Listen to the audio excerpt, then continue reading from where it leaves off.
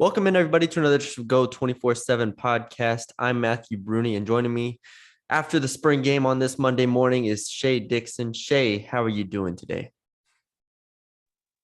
Doing well. Spring's in the books, 15 practices. I think that this was probably one of the more fun springs for us to cover, not just because we got a little more access, but beyond the O-line coach, Brad Davis, it was a completely new coaching staff, a new head coach in Brian Kelly. And instead of just, a handful of early enrollees, they had that. They had, six early enrollees from high school, something like that. But Yeah. Brian Kelly signs 15 transfers, double digit of which were out there in spring ball. And with a quarterback battle tossed in, there was always kind of something to be paying attention to. So it was fun. I think that, as Brian Kelly said, Matty B, that his goal through spring was to figure out the weaknesses on the team, and because of that, they gave a ton of people reps. The quarterbacks pretty much got even reps the whole time, and we got a good glimpse of kind of what they have, what they don't have, what they've addressed in the portal, and I think we got at least an early feel for what this team could look like come fall. They've got a long way to go, and a lot of guys were missing from injury or getting banged up at times, but we at least got to see kind of what the blueprint of what Brian Kelly and this staff want to do is.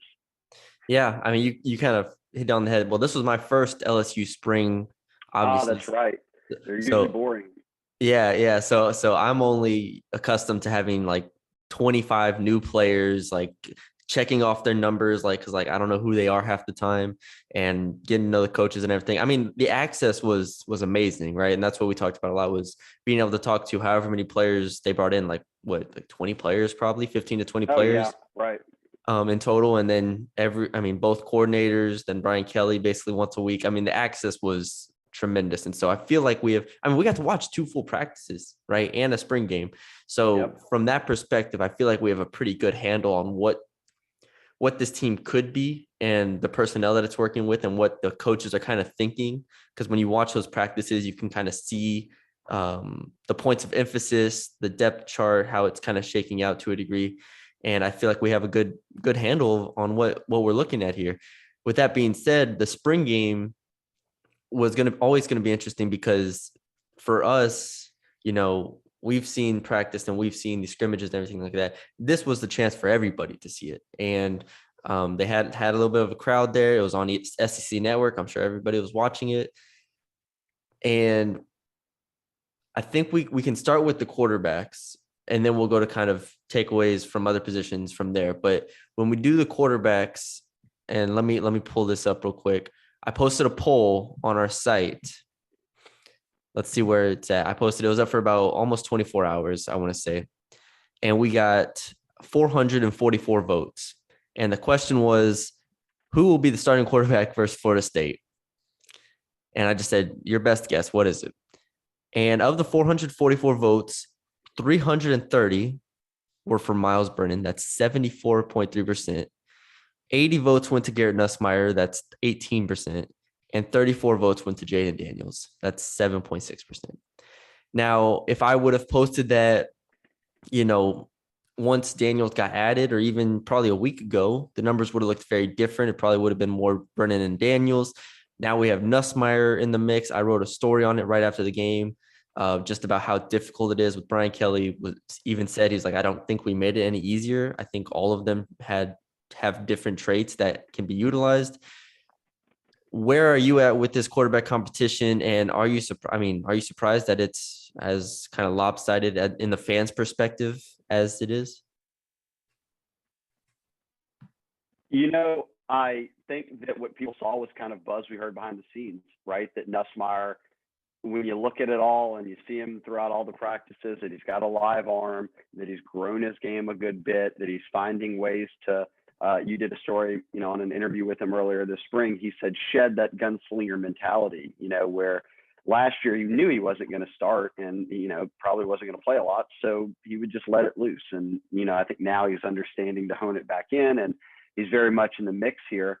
Let's play a game, though, because I think this will help people understand where I'm at least, and with this thought process. They've got three quarterbacks, right? Yes. That you would presume are in the mix. Walker Howard is very talented, obviously. We're going to imagine he's taking a red shirt. That would be their goal. If you only had Brennan and Jaden Daniels, who would start? Brennan. If you only had Brennan Nussmeier, who would start? Probably Brennan. And if you only had Nussmeier and Daniels, who would you start? That's tough for me. I mean, for me, I feel like everyone's going to answer Brennan most likely, or I'm sorry, Nussmeier after that one. For me, it's more difficult. I'll get into my thoughts in a second. I feel like Nussmeier would probably be in the lead at that point, though. Okay. And in all three scenarios, who's one player that you could see playing no matter what? Brennan, most likely, based off experience. In terms, I guess what I meant by that is there a path where you see Daniels playing no matter who starts? Oh, most likely, yeah. Because, I mean, Okay. he's just so different from the other two. So, and look, maybe we're kind of brushing off Daniels' 3 years of starting. I mean, maybe they do over the summer and fall see him as the guy that, whether it's legs or his arm or his poise or his understanding of the offense, that he's the number one guy. I just get the sense how Brian Kelly talks right now. It's Brennan, and we got to watch them all. And I think most people would say, I like this Nussmeier kid. He's the young one. You can see how far, he's grown in just a year. He's got great upside, but at the same time, these coaches get paid a lot of money. Brian Kelly's won games at a really high clip. And I think it's for him, he sees Brennan as a guy who is a veteran, who kind of has the team, right? I mean, he's been on this team with a lot of these guys for a long time. Certainly on roster, not been team longer than this. So he's seen it all. I think he's healthy now. Brian Kelly repeatedly has talked about the commitment Brennan made to get his body in the right shape, to coming back from that second injury, to mentally dialing in and changing into what is like probably his fifth different offense that he's been a part of since being at LSU. I don't think that even Jaden Daniels came in really rattled him that much. If anything, it seemed like Brennan just stayed the course, dialed in, and now we leave spring ball, in my opinion, kind of thinking what we knew ahead. Brennan's in the lead.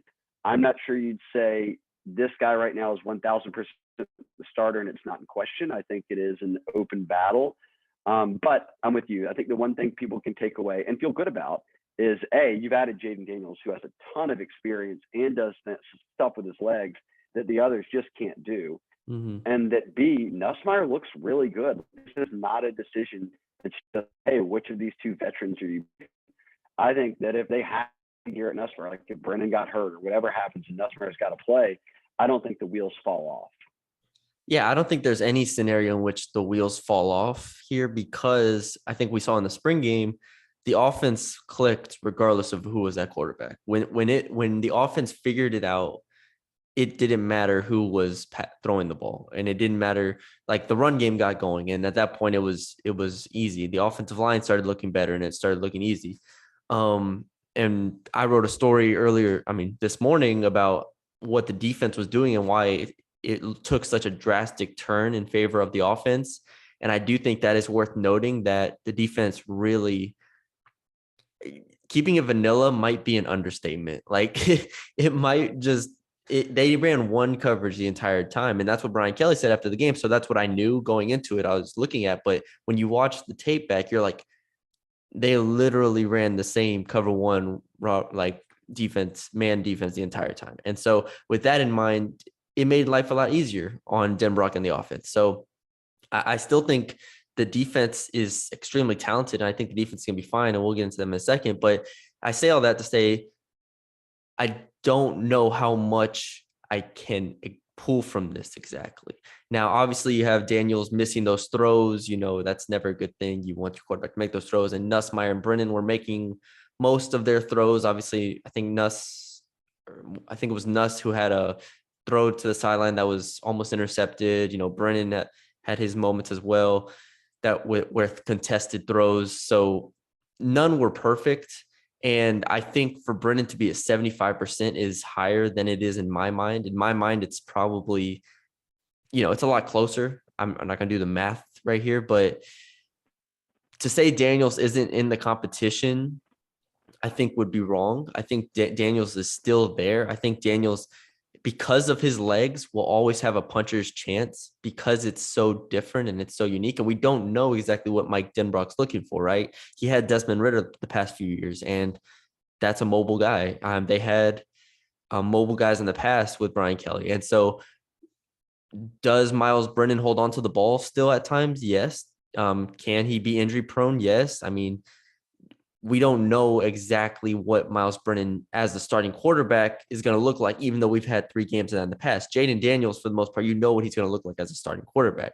So I feel like a lot of Brennan and Nussmeier's, what makes them enticing could be their potential, right? It could be, well, this offense under them could be an offense that completes a lot of passes to the sidelines, will hit deep shots, will be an efficient offense. With Daniels, it might be a little more hit or miss, it might be a little more inconsistent, might be more explosive.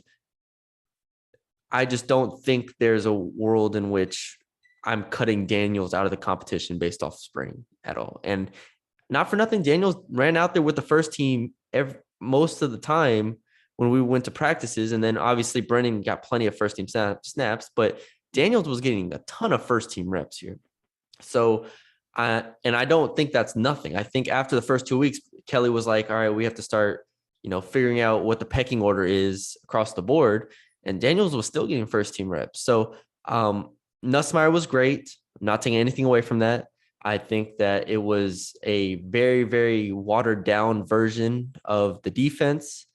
And I think that Nussmeier and Brennan took advantage of it. Daniels, while he had a good second half, struggled initially and kind of made this he now has this perception amongst fans. Doesn't matter amongst coaches, but amongst fans, it's like Daniels is not going to be able to do anything to win this job back. And I just don't think that's accurate. Yeah, no doubt. I 100% think this thing's still wide open. I think that's a good thing. But I will note Brian Kelly sort of put his hand in his, or, face in his palms when asked about a 2-quarterback system, something he's done before.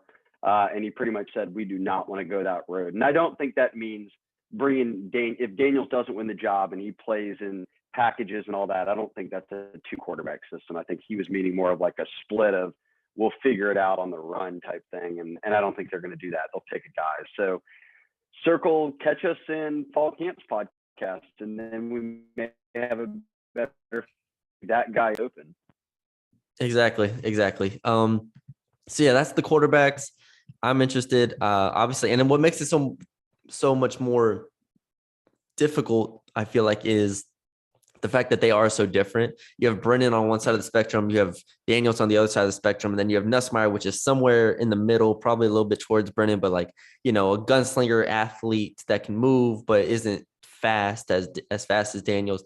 And so from that perspective, I'm looking at it like this is going to be real interesting. So, all right, let's get to some other position groups here. I think we want to let's stay on the offense side of the ball, because the offensive line, after struggling early, and I do think the defensive line is the best unit on this team. I think the defensive line is going to be really, really good, and the defensive line gave all the offense fits. The offensive line bounced back and at least won their individual matchups. Again, the defense was very basic, very vanilla, didn't run stunts, blitzes, twists, turns, and nothing. They didn't run anything. But the offensive line held up in the one-on-ones. And what do you think of what you saw from Will Campbell, all the new guys? Yeah, I think offensive line savant, and I didn't watch the game again and focus on them or anything, but I'll trust Brian Kelly, who does a good job of kind of over time developing O linemen, and he seems to have, kind of a extra eye on that group, through spring, just because I think he's one spot where they really need to be developed and find out some answers. I went into spring ball not knowing who the center was, and Charles Turner went first team center from start to end. So I'm presuming they have found out who the first team center is. It'll be Charles Turner. He's a guy who had really played kind of at different spots on the O-line during his first couple of years here. He played everything in high school at IMG, even snaps. So he's versatile. Seems like they like his athleticism a good bit for that center spot too. He's just got to get stronger and be able to hold up at the point of attack. But I think going up against Mason Smith and Guillory and Roy, guys like that on the interior of LSU's D line certainly helps. That's good off-season training. So by the time fall camp rolls around, if he's still in that first spot, that's your guy there. And then Brian Kelly also, he said that Charles Turner, why I said that, held up really well in the spring game. And I think that he thought that pretty much consistently across spring ball, that Turner needed to continue to make progress, but that he was holding up well. So You found an answer at center. And because of Will Campbell, it seems you found out the answer to your whole O-line. Like they put him at left tackle. That allowed them to move Cam Wire to right tackle, a guy who's played a lot of football. You've got him and Doomerville over there now. That meant sliding Miles Frazier into right guard. Now you've got an answer at right guard and a JUCO transfer. Your left guard's a JUCO, or excuse me, in a transfer. Your left guard's also a transfer in Tremont Shorts. And then obviously we mentioned Turner at center. So it seems after the spring game, even Kelly said that he thought Will Campbell played excellent and that, he had held up really well. And there had been a lot of praise for him at that left tackle spot since they had moved him there a couple of weeks ago. That was kind of at the midway point of spring ball. And then from there, they sort of honed in on that group. So Xavier Hill's a guy we saw get first team reps. He's, I didn't mention him in that first five. You'll get Garrett Dellinger back healthy. Guys like Anthony Bradford weren't out there this spring. So they've got some other pieces that you can that have played that you'll see what they can do for you. But it seems that Will Campbell has really gone from early enrollee to potentially the starter at the most important position on the offense, on the offensive line. Yeah. You kind of mentioned it, but Garrett Dellinger, Marlon Martinez, Anthony Bradford. Yeah. Three guys who were not playing in the spring game. And I don't think, Anthony Bradford and Garrett Dellinger were not active during spring. Marlon Martinez, right. And I don't know. Sleep on Martinez. He was in and out or whatever, but after Cam Wire, Martinez has played more than anyone else that's on the offensive line, not counting the two transfers who've been multi-year starters. So, look, O-line is that position. We see it every year, Matty B, no matter what level it is. You could be watching your North Texas squad or LSU.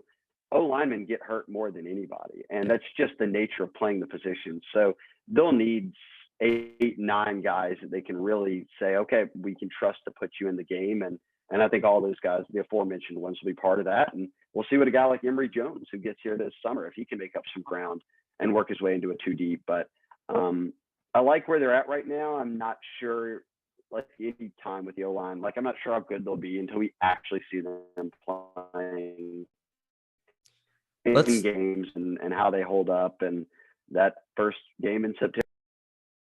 Yeah. Let's roll through the skill positions here. Let's start with tight end. Cole Taylor stood out. It was one of the better, more impressive players. I mean, Brian Kelly he talked about him at halftime and he talked about him after the game thoroughly about how impressed he was as a receiver. And Kobe Taylor. Yeah, and then he called him Kobe Taylor, and it threw everybody for a loop initially, but his heart was in the right place talking about him. So at halftime, he only said Taylor. He said the tight end Taylor, and so I don't know why he went with the full name when he didn't know it, but we went with Taylor at tight end, and he was impressed with him. So that was promising. And then at receiver, it was pretty much everybody we already knew. It was in there. I mean, Dre Jenkins went down on one of the first drives with holding his shoulder. I don't know if we have an injury update on that, but Brian Thomas had the catch down the sideline. Kyron Lacey had a couple moments where Daniels was throwing it up to him a few times. Who else? Jack Besh looked really good as usual, as we expected. Malik Neighbors had a couple nice catches. Yeah, that Neighbors touchdown catch was the play of the day when it got tipped and then he batted it to himself and caught it. Freakish athlete there. Yeah, I mean, even his over-the-shoulder catch, I think it was from Nussmeier on the sidelines, kind of similar to the Dre Jenkins one early on, but on the other side of the field.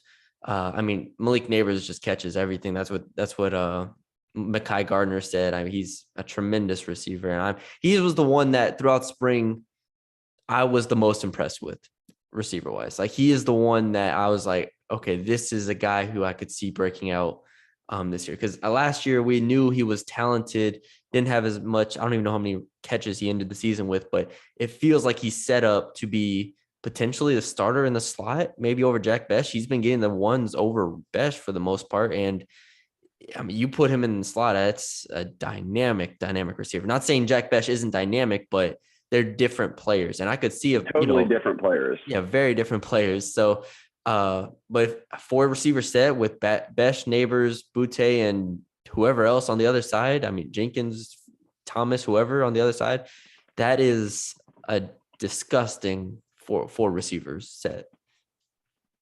Yeah, and look, Chris Hilton. I think Chris Yep. Hilton had a lot of first team reps across the spring, made some plays in practices, but he was one of the guys that they were like won't play this weekend, and then he started in the game. So I liked it. Look, they got a chance to get Brian Thomas, Chris Hilton, and Malik Neighbors and Besh a lot of first team reps this spring, and that's because Butte was out. Dre Jenkins kind of like sat out, I guess, the start of spring ball, and then he came back, but I think it afforded them a chance to really get those guys who are going to be in their second season a lot of looks, and that's good. And you've got Landon Ibieta coming in. He could even factor into the return game. It'll be interesting to see. I think it's not that like we just listed off a bunch of dudes, and it's probably one of their better rooms. It's not incredibly deep. They don't have like 13 or 14 scholarship guys in there. They have like 8, but all 8 of them you could make a case that should be out there playing. And more than half of those 8, you can make a case to say they should be starting. Like Brian Thomas brings something completely different than any of those other guys bring in terms of his size, his ability to stretch the field, kind of just how he plays the game. And we didn't even list him in that starting group. Now he did get a bunch of first team reps in the spring, but I like that group as much as the D line as the 2 groups I feel by far the best about on the team. Yeah, no, 100%. I thought I don't have any big takeaways from the running back position. I don't know if you do. Trey Bradford had a big Goodwin run. looked good. Yeah, Goodwin looked good. That's actually true. I forgot about that. Goodwin looked great. I mean, people were calling him RB1 after this spring game. Maybe I need to post a poll on who's going to be the starting running back for Florida State now. But yeah, Goodwin looked great. Emory had some decent runs.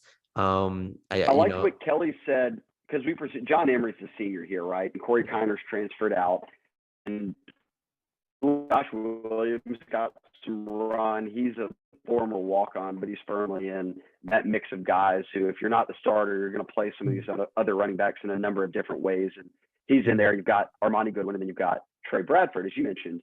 Emory, like we watched him on practice on Thursday, and we were surprised he was dressed out then because he was like limping up and down the field during, just when the offense had the full 11. They weren't going against the defense, but they were kind of running it on the air, and he was just limping through that. To see him then to go there and play, and Brian Kelly said, I know everybody was going to ask, he's hurt. Why are you playing him? He said John Emery came to him and said, look, I want to play because I want to know what it's like to play at 70%, play at 75%, because I can't expect to be at 100% for every game, and I'm not going to sit just because I'm not 100% the game. So I think that was good to see. Emery's kind of, for me, more than anyone else on the team this spring, it seems like the light bulb moment came on for him. And he's about to be a senior. He had to sit a whole year. He could have made up any excuse in the world for things not to take a turn, and they did. And it seems like he's run away with that RB1 spot. Yeah, and he's gonna set the ceiling. I feel like you kind of get what you're getting from Goodwin and Bradford and the others. If Emory ends up becoming a really, really talented running back, that kind of changes the ceiling of the running back room, because we know, if nothing else, this is a running back room that has a lot of capable guys that can move the ball down the field, that can be as effective as like Ty Davis Price was. Emory has the potential to be, a game changer at times. He was the number 1 running back in the country coming out of Destrehan. He's just got different elements to his game that the other guys don't have. Doesn't mean they're not good running backs, but he's the total package. Yeah, for sure. So that'll be interesting to watch.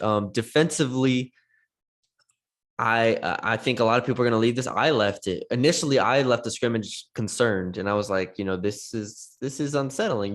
How do you get? They gave up like 7 touchdowns in a row. Yeah, I think there was like 7 or 8 touchdowns in a row. It was you can't do that to me, and so that's still not good. But again, when you watch it back, it's like, okay, they didn't run anything exotic. They didn't run any blitzes. I don't even think they like dropped BJ Ojolari out. They didn't drop the jack out at all. It was the same play every single time pretty much. And you can ask, why are they doing that? Why did they not have anything else? I don't have an answer to that. But I think at the end of the day, coaches wanted their players not to think in a spring game. That's always what they talk about. Is you want them just to go out and play free, so that way you know what you have. And I think that's what it was.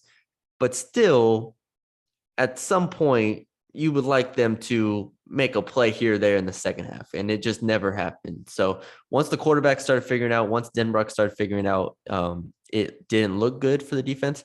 However, I'm still very high on this defensive line. And if anything, I left it feeling really good about Mekhi Gardner and Jay Ward and a few of the players in the secondary. I felt pretty good about.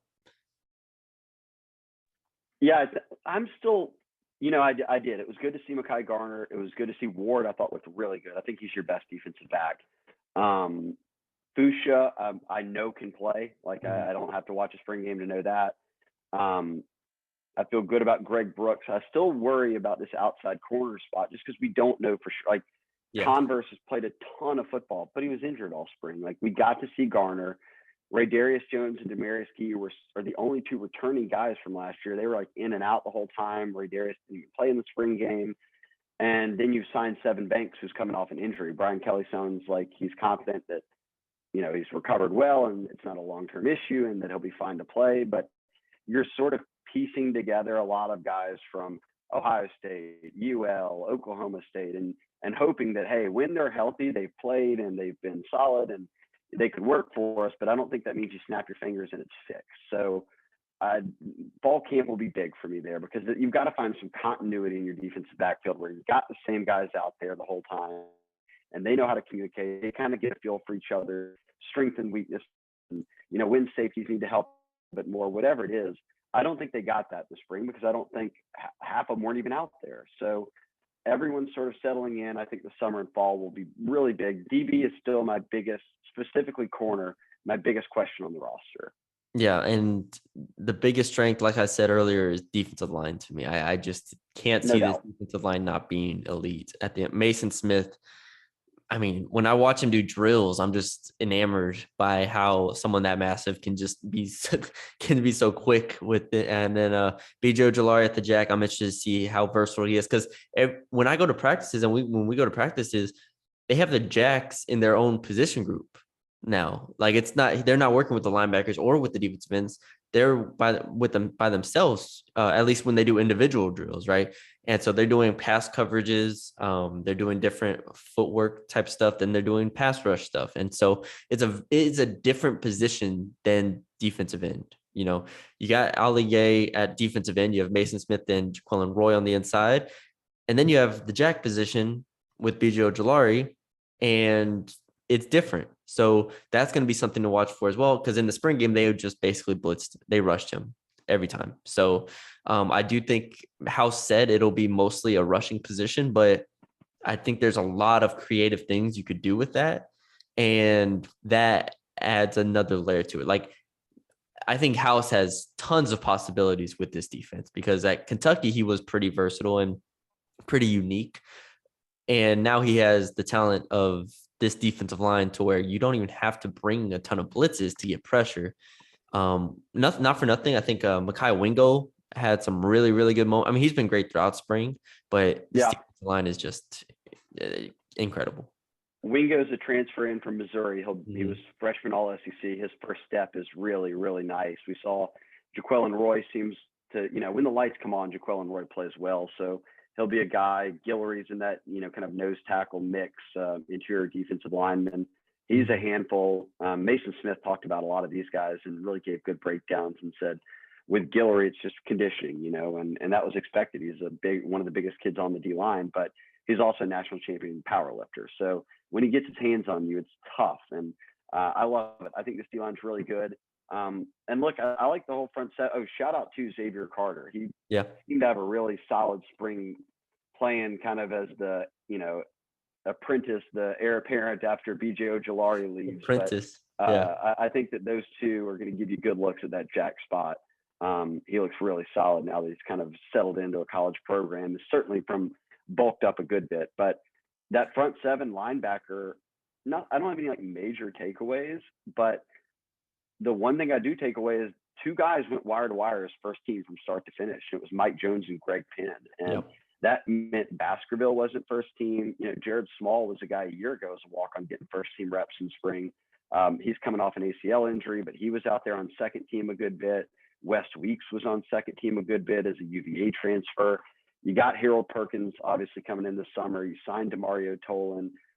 You've got some talented backers, but to me, it's evident that by the way House, and look, he's not only the DC, he's a linebackers coach, Mm-hmm. The reps really weren't parceled out like they were at other positions. It was the same first team and the same second team pretty much the whole time. And then Baskerville was getting work a little on that second team. But I just presumed going into spring ball it was going to be Baskerville, and then you'd have to find another starter. And very clearly, they like Greg Penn a lot, and Mike Jones is a veteran who certainly is going to be out there as a starter and probably one of the vocal leaders of the defense.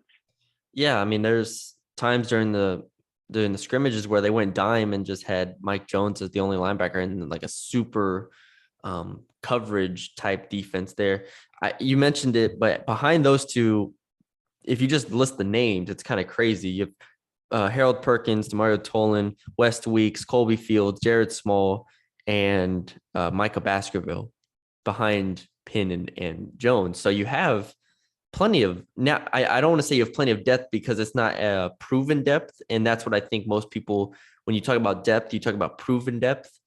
So I'm not gonna say they have that, but from a talent perspective, you're throwing Harold Perkins in the mix, and you have Michael Baskerville who started every game last year. Or I think it was every game last year. Yeah, pretty much everyone they do is available for. Yeah, so it's like, I mean, that's depth that you can use. Now in this defense, I'm interested to see how House is going to utilize that, those inside linebackers, how much they're going to be in coverage, how much they're going to be blitzing. You know, there's a lot of questions we have when all these guys have very different talents. You know, obviously Perkins' talent is different from Mike Jones, and so you have to disperse, or you have to figure that out on the way to fall. But I feel really good about this, the linebacker, the inside linebacker position specifically here. And then BJ Ojulari, y'all know I love him out there. So there's not really any weaknesses on this defense besides what you mentioned, the second outside corner spot. And I think a lot of that is just because Bernard Converse ends up getting hurt early on, or else maybe he has that Mekhi Garner-esque spring where we're like, okay, I'm comfortable with him. And even if we are comfortable with them, they are still new and they're still going to have to prove it to us to a degree. But I think Mekhi Gardner kind of showed, you know, if he can get his feet under him and be comfortable, I think Bernard Converse will be able to do the same thing during the summer and the fall. Yeah, and we'll see. Devin Banks will be here from Ohio State, so another experienced corner. As you said, they've all got experience. It was just all at different places and different conferences, and how they fit in with this defense is really the only thing that matters at this point. And I don't think we'll know that until we get through the summer and into fall camp. Yeah, exactly. So if you want those analysis of the transfers, I'll plug my transfer analysis pieces on every single transfer. Heck, for every sport. I did the women's basketball ones as well. 3-1 for that one. So transfer portal king, Matty B. And in this era, man, I'm just making a living off of transfer analysis, man. Every single day. Transfer analysis.